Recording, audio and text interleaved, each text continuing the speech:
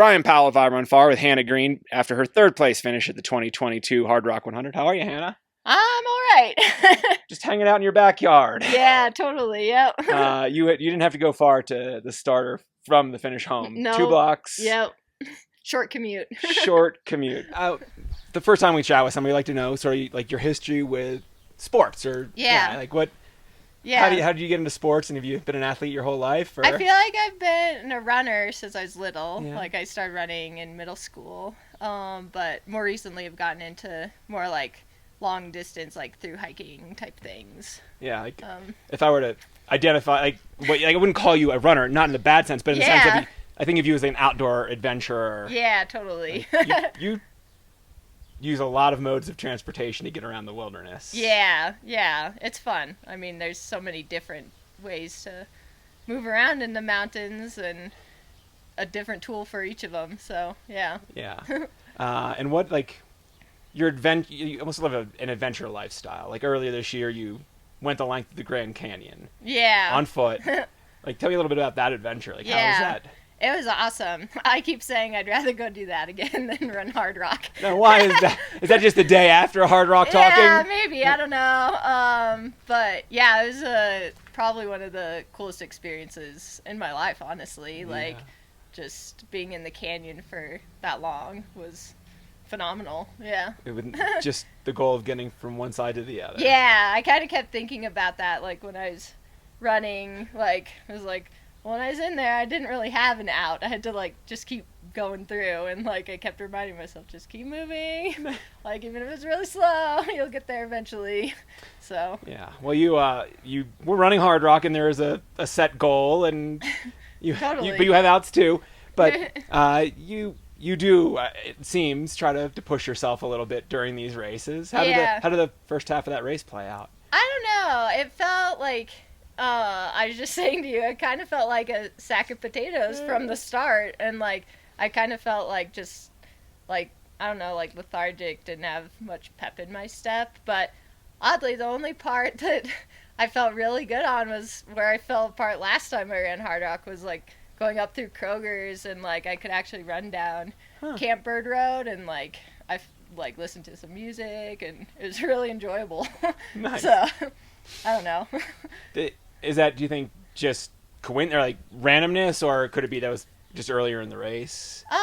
Yeah, I think it was kind of that middle spot where you're kind of finally settling into what you're doing, and a little bit before you totally fall apart. Yeah. So, it seemed through the race you were gradually working your way up. Did that feel like through attrition, or were you feeling good? Yeah. Were you? No, I keep saying I feel like all of the other ladies, I mean, other than Courtney, who's in her own category, should be on the podium, because we are all ahead of each other, and I passed Darcy at one point and didn't even know it, and I don't know, it felt like we were all just out there trying to get through it, you know. Yeah. Were you ever going back and forth, or was it always just sort of one directional?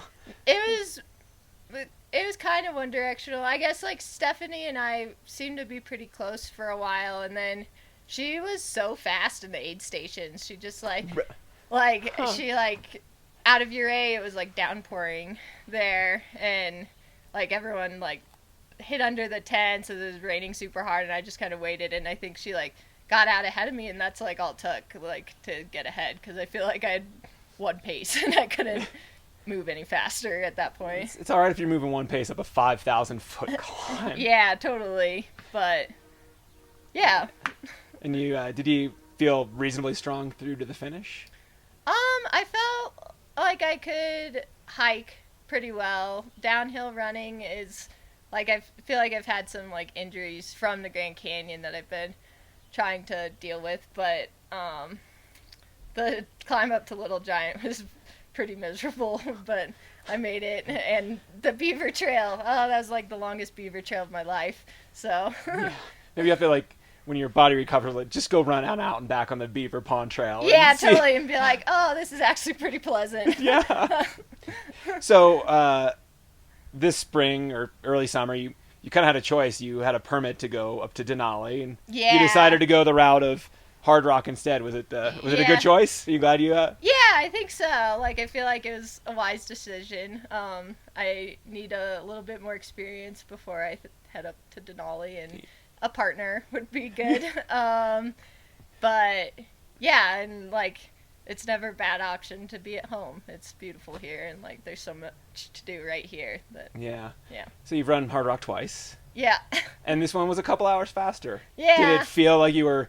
What was different about the two experiences? I didn't take a nap. I think that's literally the only difference. Like, it wasn't fast by any means, but I just didn't sleep. I like kind of slept as I was walking down to Sherman, but that doesn't count. Yeah. Sleepwalking. Yeah. Did you have any great takeaways from the race, or certain experiences that stood out? I really think it's all about the community. Like, it's pretty phenomenal, because like, I do tend to enjoy like doing a lot of stuff alone, and like, that's why I like went without like crew and pacers and stuff. But like, the amount of support, like, I felt like I had crew at like every aid station, whether it's volunteers or friends that were just hanging out there, and like, I don't know, that's I think what makes Hardrock so awesome is just everyone helping everyone. And you sort of had two families. You had the Hardrock family, yeah, but then you come into the finish. Oh gosh. Were you embarrassed by that? Now? Yeah. No, it's like a whole bunch of town came out and kind of gave you. Yeah, no, that was pretty awesome, and it like made me happy I didn't drop. So like, I was like, okay, I did it. But yeah, it's a huge thank you to everyone who's been so supportive.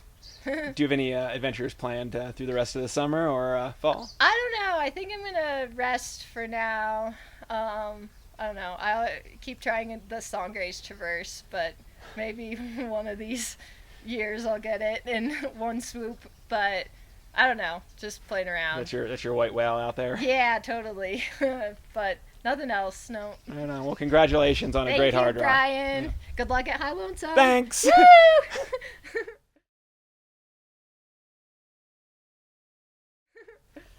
And I have to ask you a bonus question. Uh-oh. So you on Wednesday night, I see you in your truck kind of late in the evening, headed out of town, and you're like, I just got to go camping. I don't want to sleep at home. Like, totally. What was that all about? I don't know. I feel like I just like there's so many people around town and like so much energy that I was like, oh no, I can't. Like, I'm definitely not gonna sleep. Just like at home. So I was like, I gotta get out, in the cool air. And what was your Solitude spot of choice? I went up by Porphyry Basin, but it was actually kind of funny because there's a car there who's camping, so I was like not alone. but the full moon came up, and that was like you got your batteries recharged that night. Yeah, totally. So yeah. Awesome. It's fun.